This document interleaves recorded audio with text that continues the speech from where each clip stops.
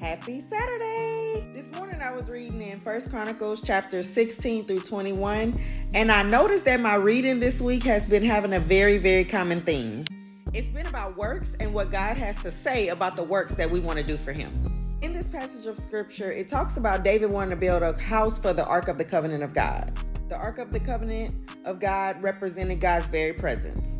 Since David was a man after God's own heart and he was living in this lavish house, David was like, I need to build a house for the Lord to dwell in.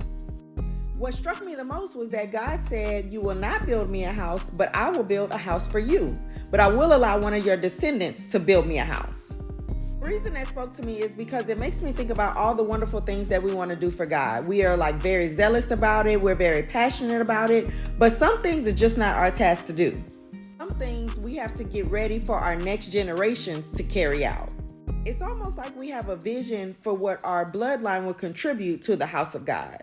What else stood out to me about this passage of scripture is that David went ahead and just made preparations for Solomon to be able to build the temple for God. David was well advanced in years and Solomon was very young and inexperienced. But David said to himself, just because I can't build the house does not mean that I can't make preparations for my next generation to carry this assignment out. It just made me think, Tii-Aana, how are you preparing your next generation to serve and honor God?